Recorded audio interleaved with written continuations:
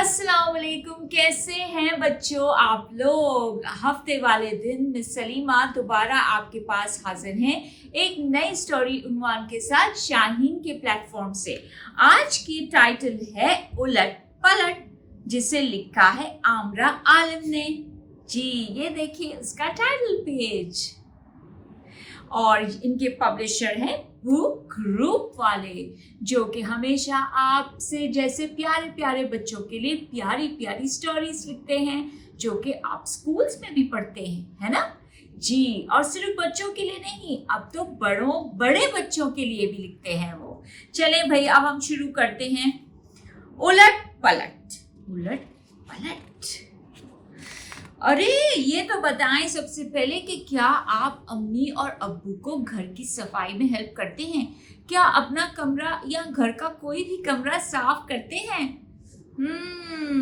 कभी करते हैं कभी नहीं करते, और करते हैं तो किस तरह करते हैं? चलें भाई, ये सारी चीजें आज आपको इस स्टोरी में पता चलेंगी कि कोई कमरा अगर आप अपना साफ करते हैं तो क्या क्या चीजों का ख्याल रखना चाहिए।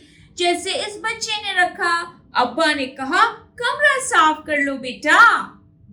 मैंने बिस्तर पर चादर बिछाई, चादर पर तकिया लगाया, मैले मोजे जूतों से निकाले, जूते अलमारी में रखे। जी ये देखें, इसने तो सारे छोटे छोटे काम पहले कर लिए ताकि कमरा साफ सुथरा लगना फौरन शुरू हो जाए।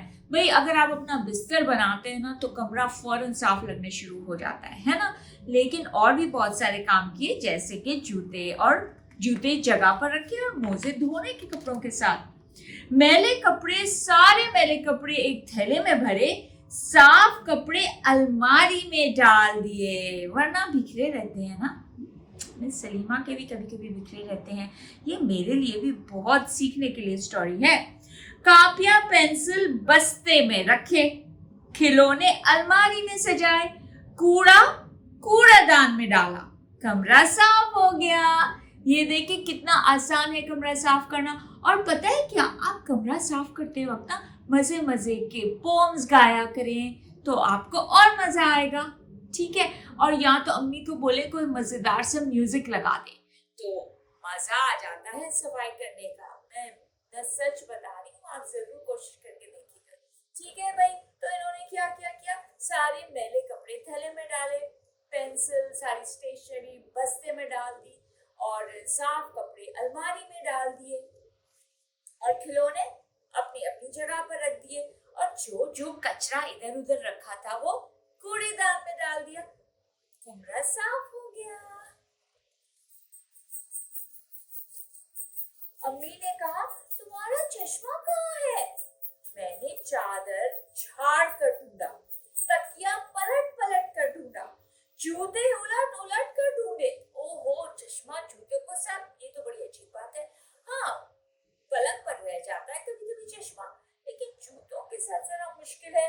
लेकिन इसने तो भाई हर जगह ढूंढ लिया अपना चश्मा, मिल के ही नहीं दिया। ओहो, अब क्या होगा?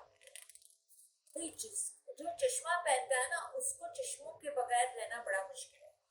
मोजे भी झटक कर ढूंढ लिए, कापियां और पेंसिल भी टटोल कर ढूंढी, खिलौने बखेर के ढूंढे। ओहो, मैले कपड़े भी सारे थैले में से निकाल के ढूंढा चश्मा, साफ कपड़े फैला कर ढूंढा।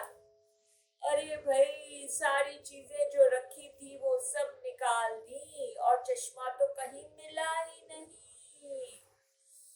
ओहो, अब क्या होगा?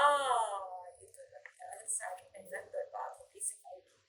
कूड़ादान भी उंडेल कर देख लिया, ये रहा चश्मा। अरे ये तो कूड़ेदान में से निकला चश्मा।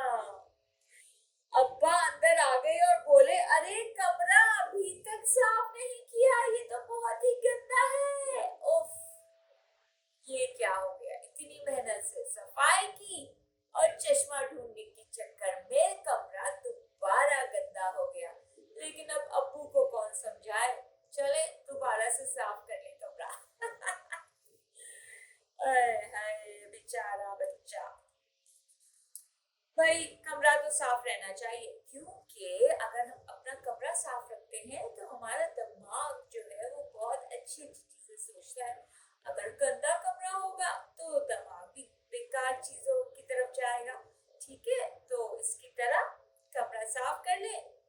चीजें ही करनी पड़ेगी।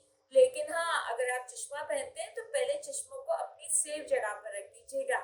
चले, नेक्स्ट हफ्ते तक के लिए इजाजत, और नेक्स्ट सैटरडे हम दोबारा मिलेंगे। खुदा हाफिज।